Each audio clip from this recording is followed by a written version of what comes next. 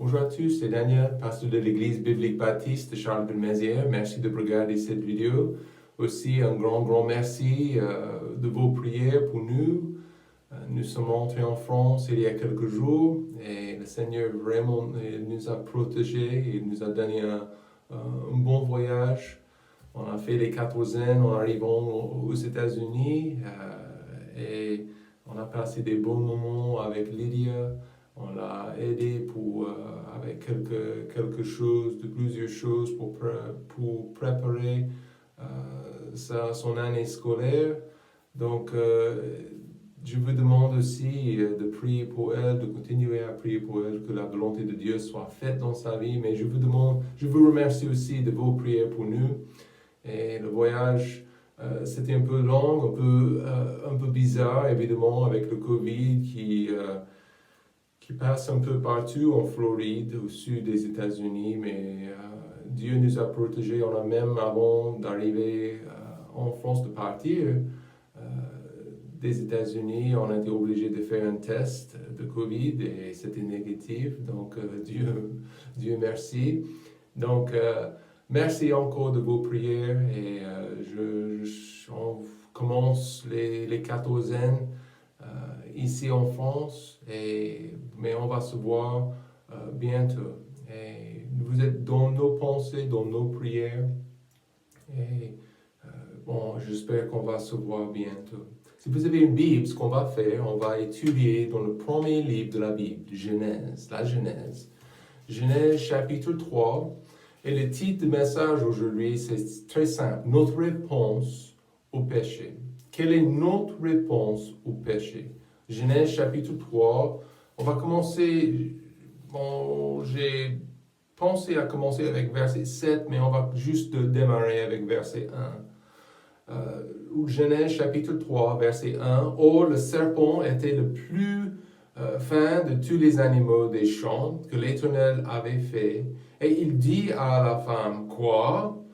Dieu aurait dit, vous ne mangerez point de tout arbre du jardin. Et la femme répondit au serpent, nous mangeons du fruit des arbres du jardin, mais quant au fruit de l'arbre qui est au milieu du jardin, Dieu a dit, vous n'en mangerez point, et vous n'y toucherez point, de peur que vous ne mouriez. Alors le serpent dit à la femme, vous ne mourrez nullement. Donc vous avez la parole de Dieu ou la parole de Satan. Alors, mais Dieu sait qu'au jour où vous en mangerez, vos yeux s'ouvriront et vous serez comme des dieux connaissant le bien et le mal. Et la femme vit que le fruit de l'arbre était bon à manger et qu'il était agréable à la vue et que l'arbre était désirable pour devenir intelligent, et elle prit de son fruit et en mangea, et en donna aussi à son mari auprès d'elle, et il en mangea. Et les yeux de tous deux s'ouvrirent, et ils connurent qu'ils étaient nus. Ils cuisirent des fèves de figuier et se firent des ceintures, et ils entendirent la voix de l'Éternel Dieu qui se promenait dans le jardin au vent du jour. Et Adam et sa femme se cachèrent de devant la face de l'Éternel Dieu, au milieu des arbres du jardin. Et l'Éternel Dieu appela Adam et lui dit, où es-tu? Et il répondit, j'ai entendu ta voix dans le jardin et j'ai craint, parce que je suis nu et je me suis caché. Et Dieu dit, qui t'a montré que tu es nu?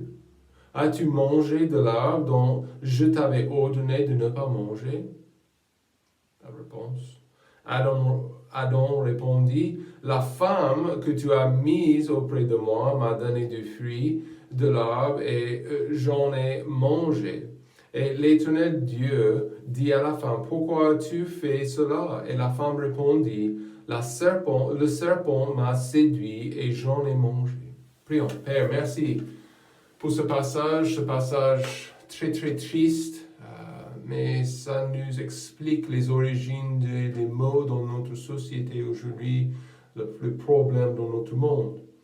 Mais Père, nous savons bien dans ta parole que tu as une solution pour nos problèmes, une solution pour le péché, pour le mal.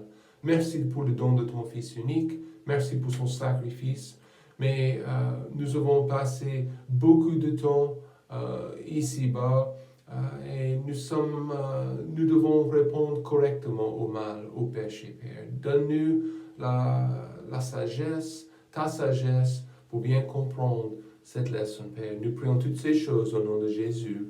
Amen. Il y avait un monsieur qui s'appelait Rudolf Oss, H-O-S-S, Oss. Et ce monsieur, pendant la Deuxième Guerre mondiale, ce monsieur était un radical, il était dévoué à la cause nazie. Et en fait, il était consacré le commandant du camp de concentration Auschwitz. En fait, ce monsieur, il a passé la plupart de la guerre de mai 1940 jusqu'à septembre 1944 comme le dirigeant de ce camp de concentration. Nous savons bien que c'était le camp le plus meurtrier, c'était le camp où ils ont en fait c'était plus ou moins son idée, M. Oss, d'augmenter les capacités exterminatrices pour tuer le plus de personnes, le plus de juifs. En fait, c'était lui qui était le responsable pour les idées des déportations des juifs hongrois. En fait, il était à la tête de cette machine de mort. Mais à la fin de la guerre, il est devenu un bandit. Bon, il était bandit pendant la guerre, avant la guerre, n'est-ce pas?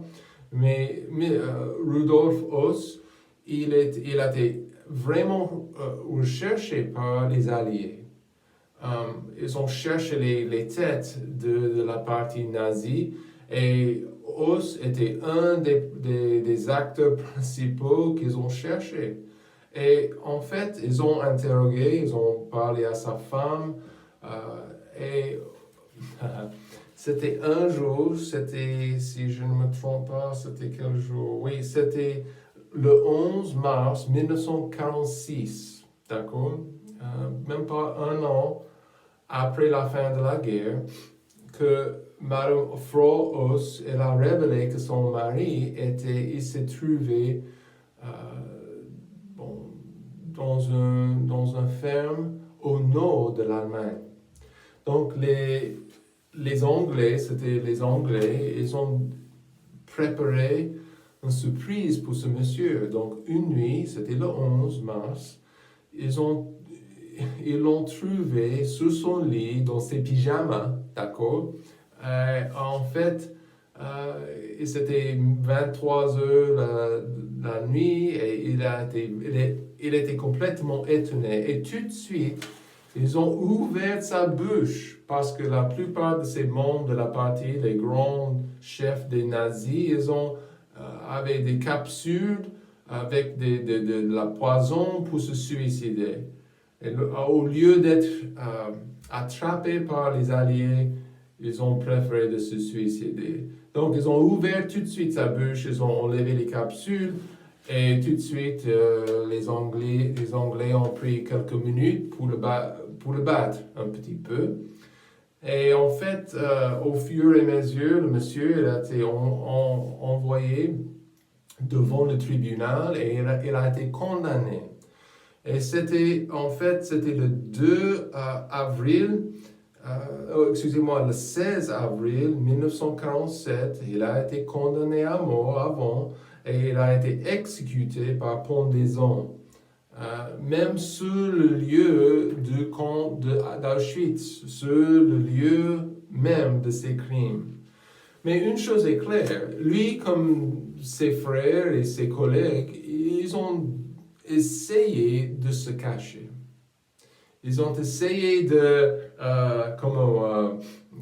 trouver un lieu, de se cacher de leurs crimes.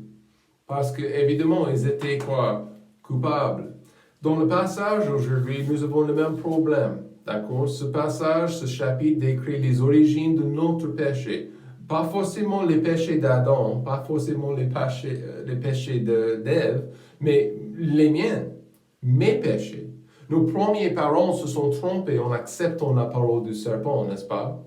Ils ont plongé l'humanité dans les maux et dans la difficulté, dans les problèmes. Ils ont changé. En fait, Satan, le serpent, il a changé le sens de la parole de Dieu. Ils ont changé, il a séduit nos parents, nos premiers parents. Nos parents, ils ont pensé que Dieu, il cachait quelque chose d'eux.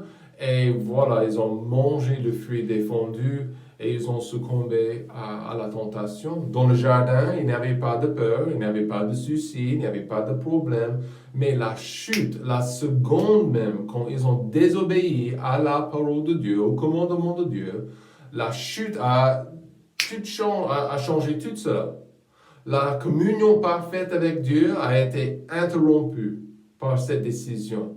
La mort est entrée dans le monde. Le mal est entré dans le monde. Les problèmes sont entrés dans le monde aussi vite que ça. Et les effets de leur décision nous touchent en 2020. D'accord? Des milliers, des siècles après, nous expérimentons les difficultés et les effets de cette décision. Après la chute, la Bible déclare que leur esprit était corrompu. Leur esprit était séparé de Dieu aussi. Et c'est sûr que Dieu ne supporterait jamais le mal. C'est pourquoi nos parents, vous pouvez lire le reste du passage, mais ils ont été expulsés du jardin de Dieu. Et le péché, ils étaient obligés de souffrir. Et vous pouvez lire les effets pour vous-même dans les prochains versets, verset 14, verset 15, 16, les douleurs, les difficultés, le travail. Vraiment, c'était une décision terrible, d'accord? Mais pour combattre le fait que nous sommes pécheurs, nous essayons souvent de faire beaucoup. Ecclésiaste 7, verset 20, certainement il n'y a point d'homme juste sur la terre qui fasse le bien et qui ne pêche point. Donc, c'est-à-dire, nous sommes tous dans le même bateau. Nous avons tous le même problème et nous avons le mal. Ça se trouve ici, dans nos cœurs. Pour combattre ce fait, qu'est-ce que le pécheur fait? Le pécheur, typiquement, il essaie de faire quelque chose. OK? Des gens jeûnent pendant une journée ou prient 5 fois par jour. Des gens pratiquent une religion ou une autre. Des autres personnes ils essaient de faire des bonnes œuvres pour se rendre acceptables. J'ai vu, si vous connaissez, pendant les années 70 aux États-Unis, il y avait un acteur, Belushi. Okay? En fait, si je ne me trompe pas, il s'est suicidé ou il s'est tué ou il est mort. Je pense qu'il est mort. Il a pris, c'était une dose de drogue de trop et il est mort. Okay? En fait, son frère, des années, même après, maintenant il est en train d'élever le cannabis, okay? Les herbes. Et il pense que ça c'est le but de sa vie et il pense qu'il peut, donc ça c'est la chose qu'il veut faire. Et en fait c'est un peu bizarre, mais les gens ils ont besoin d'avoir le sentiment qu'ils font quelque chose qui compte pour le bien. Et c'est une réponse à quoi? C'est une réponse au péché. On se sent aussi le mal dans nos vies, dans nos cœurs, si nous sommes honnêtes. On se sent le problème. Il y a un problème au fond de notre cœur. La culpabilité, bien sûr, le mal, le souvenir d'un mal qu'on a fait. Aujourd'hui, ça existe dans tous nos cœurs. Mais quelle est notre réponse? La réponse directement d'Adam et Ève était de se cacher, de se couvrir. Et on va voir ça. La religion est un effort aussi de régler le problème de notre péché, de répondre au problème. Mais il faut comprendre que le christianisme n'est pas une religion, c'est une relation avec Dieu. Une relation entre un enfant et son Papa céleste. Ça ne suffit pas d'avoir une religion sans relation. Donc, si je peux dire que j'aime Dieu, j'aime la Bible, mais je ne comprends pas comment répondre à mes péchés, quelle est la réponse? La réponse de Dieu au péché, c'est quoi?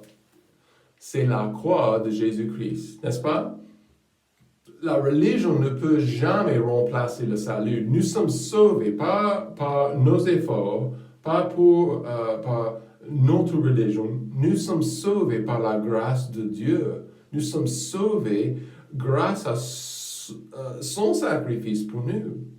Luc 13, verset 3, non, vous dis-je, mais si vous ne vous repentez, vous périrez tous de même. Jésus a dit ça. Donc, il faut une repentance de mon cœur. D'abord, je dois être conscient de mon problème. Beaucoup de gens, ils refusent de dire que j'ai un problème. Ils refusent de dire que j'ai un souci. Le péché, c'est le plus grand souci. C'est le plus grand problème de nos vies, n'est-ce pas? Mais Dieu, il veut que je sois conscient de mon problème et que je sois assez humble pour se repentir devant lui. Donc, je m'approche de Dieu, pas avec une attitude orgueilleuse. Je m'approche de Dieu avec une attitude humble, avec une humilité, une repentance sincère, un cœur sincère devant Dieu. Dieu, il n'accepte pas mes efforts. Il n'accepte pas ma religion. Ésaïe 55, verset 7, que le méchant abandonne sa voie et l'homme injuste ses pensées, et qu'il retourne à l'Éternel, qui aura pitié de lui, et à notre Dieu qu'il pardonne abondamment. La repentance est nécessaire. Ça devrait être notre réponse au péché. Je peux dire non, je vais l'éviter un jour ou deux, mais le salut, la repentance devant lui, le pardon, ce sont les choses que nous avons besoin. Donc pour nous aujourd'hui, voyez la réponse d'Adam et Ève. Donc répondez correctement à votre péché. Numéro 1, le pécheur, il fait l'effort de couvrir son péché. Verset 7. Lorsque ils avaient mangé le fruit défendu, verset 7, les yeux de tous deux s'ouvrirent et ils connurent qu'ils étaient nus. D'accord? Et ils cuisirent des feuilles de figuier et se firent des ceintures. Donc, qu'est-ce qu'ils ont fait? Adam, il a préparé des vêtements pour se couvrir, pour se cacher, ok? Nous trouvons, il a essayé, Adam est en train de se couvrir. Il se sentait quoi? Coupable. Il savait tout de suite, même avec sa femme, les deux, et on peut dire qui est plus responsable. Donc, les deux étaient coupables. Les deux, ils avaient désobéi à la parole de Dieu. Mais les deux étaient coupables. Ils avaient quoi? Honte. C'est pourquoi ils ont préparé des vêtements, quelque chose pour se couvrir. Il fallait faire quelque chose. Et la seule chose était de se couvrir parce qu'il s'est vu dans sa condition pécheresse. Ce n'était pas le fait qu'ils étaient nus. En fait, ils ont vu maintenant leur condition comme des pécheurs. Ils ont vu qu'ils avaient vraiment un problème en ce moment. Il y a quelques minutes avant la chute, aucun souci. Ils avaient un choix, comme vous et moi. Mais quelques minutes après la chute, alors, gros problème. Leur condition spirituelle avait été changée, complètement transformée. Et ils, avec elle, Adam avec elle, Ève, ils ont cherché des feuilles de figuier pour faire des vêtements, quelque chose. Et ça donne l'idée de comment le pécheur répond à son péché. Mais ça ne marche pas. On ne peut pas se couvrir devant Dieu. Vous connaissez cette affaire à la télé en ce moment par rapport de l'ogre des Ardennes, le monsieur qui a violé, qui a tué beaucoup de jeunes femmes, jeunes filles, et qui a été condamné avec sa femme. Et je ne connais pas tous les détails de cette affaire, mais c'est très très triste. Ils ont essayé de cacher, de couvrir ce qu'ils avaient fait. Et je ne mets pas, comme un pécheur, je ne peux pas mettre d'un pansement sur mon bras si j'ai du cancer. N'est-ce pas? Vous connaissez des gens avec un cancer de la peau, et ça ne sert à rien du tout, juste de mettre un pansement sur la peau. Il faut traiter le problème. Amen? Il faut traiter le mal et la racine de ce problème. Leur effort de couvrir leur faute était ce n'était pas efficace. Des faits, qu'est-ce qui se passe avec des faits de n'importe quel âge après quelques jours? Je suis rentré à la maison chez moi et j'ai trouvé des petites plantes de tomates. Et pendant la sécheresse qu'on a eu ici en France pendant quelques semaines, les feuilles étaient mortes. OK? Et c'est comme ça avec la réponse du mal, de couvrir le péché. Pour Ève, pour Adam, c'était comme ça. Quelques heures et ces feuilles étaient mortes. Ésaïe 64, verset 6. Tous nous sommes devenus comme un homme souillé, et toutes nos justices comme un vêtement impur. Nous nous sommes tous flétris comme le feuillage, et nos iniquités nous emportent comme le vent. Notre problème, c'est vraiment le péché. Vraiment, on ne peut pas entrer au ciel dans la présence de Dieu dans notre condition spirituelle. Et c'est vrai que nous avons besoin de quelque chose pour nous couvrir. N'est-ce pas? C'est clair. Il faut quelque chose pour se couvrir. Il faut un remplacement parce que quelqu'un doit souffrir pour nos fautes. Et c'est comme ça, Hébreux chapitre 9, et il y a quelques semaines, nous avons étudié ces passages en Hébreux 8 et 9 et 10. Sans effusion de sang, il n'y a point de pardon. Hébreux 9, verset 22. Aujourd'hui, on ne peut pas se couvrir devant Dieu. On ne peut pas couvrir nos péchés devant Dieu. Quelqu'un doit souffrir. Et vous voyez à la fin de cette histoire, à la fin de ce chapitre, Dieu a donné, il a tué un animal, il a fourni des vêtements de peau pour couvrir nos premiers parents. Tous ces sacrifices étaient temporaires. Les sacrifices dans l'Ancien Testament, les animaux, les brebis. Mais combien plus, Hébreux 9, combien plus le sang de Christ qui par l'Esprit éternel s'est offert à Dieu lui-même, sans tache, purifiera-t-il votre conscience des œuvres mortes, afin que vous serviez le Dieu vivant. C'est ça. C'était une conscience. C'était leur cœur qui a été touché. Ils ont essayé de se couvrir. Vous connaissez des gens qui sont brûlés, ok? Des gens qui sont brûlés dans un accident de voiture, qui sont brûlés de maison, quoi que ce soit, et leur peau est brûlée. Et je sais, aujourd'hui, il y a des gens qui essaient de couvrir ces blessures, ces brûlures, avec des tatouages. Et des fois, ça marche bien, des fois, ça ne marche pas trop, d'accord?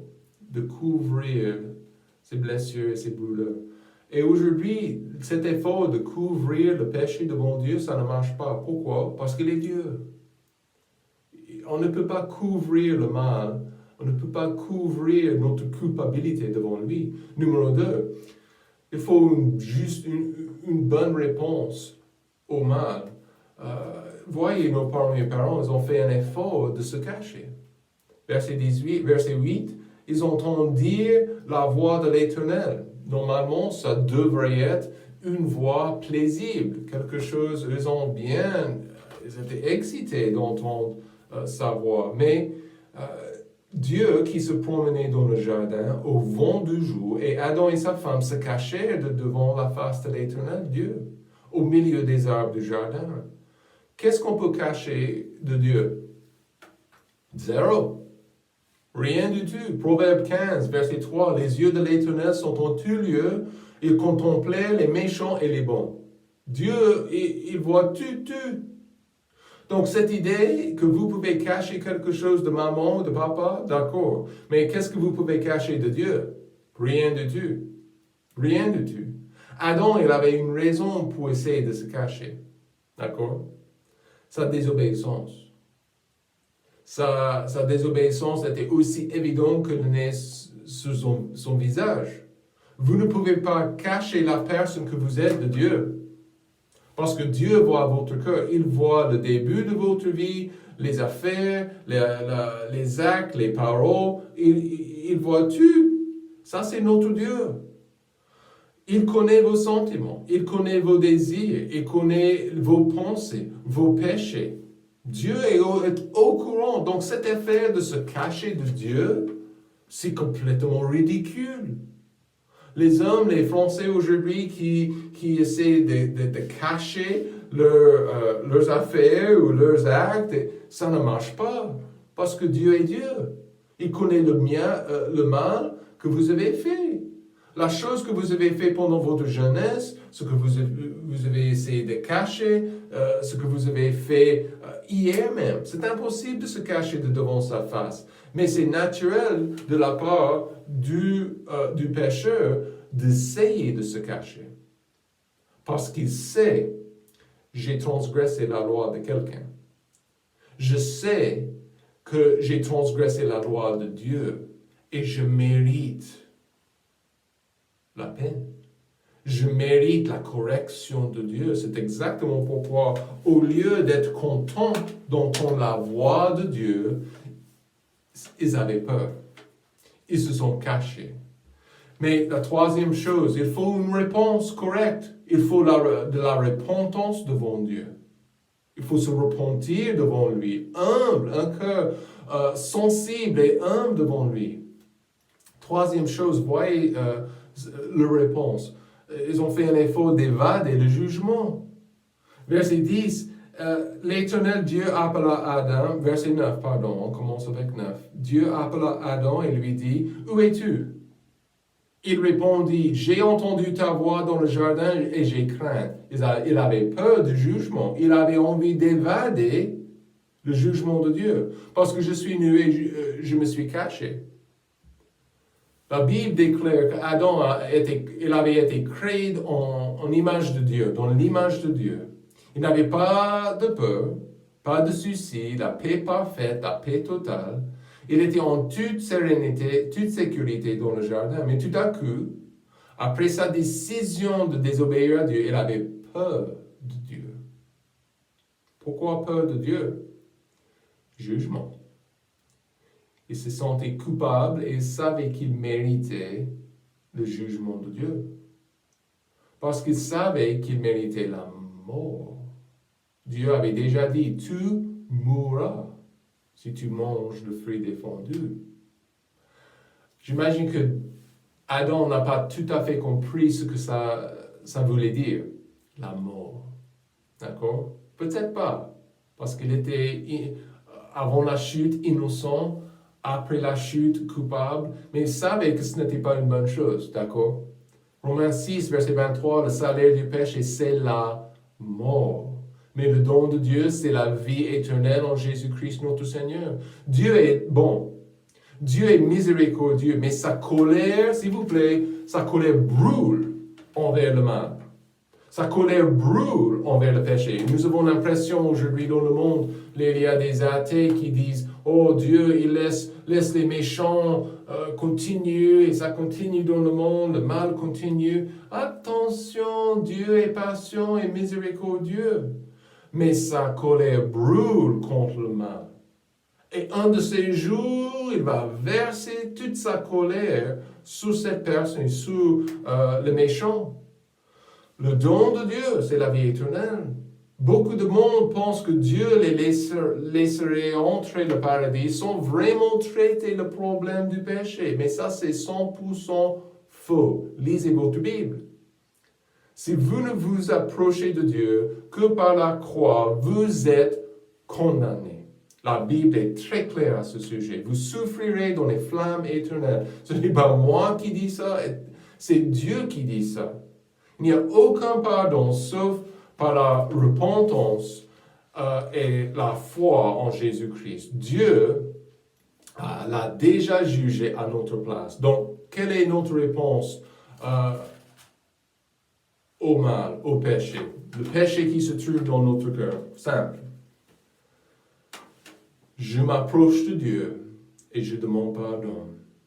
Je me repens du péché. Je reste honnête devant lui. Je demande pardon. Et je me détourne du mal vers le Seigneur. Je me tourne complètement à 100%. Ça, c'est la vraie repentance. Je me tourne à 100% vers le Seigneur et je demande pardon. Ça, c'est la repentance. Je me lève et je continue pour lui. Je ne reste pas dans l'abus de mon péché. La réponse pour un enfant de Dieu, si vous êtes sauvé, il faut de la confession. Il faut confesser. Il faut se repentir. Si vous n'êtes pas certain que vous avez la vie éternelle, écoutez-moi. Il faut prendre une décision. Est-ce que vous allez vous cacher ou est-ce que vous allez être honnête devant Dieu? Vous avez le choix. Donc, ma prière, c'est que vous acceptiez le Seigneur aujourd'hui. Passez un bon dimanche. On va se voir bientôt. Vous êtes dans nos prières.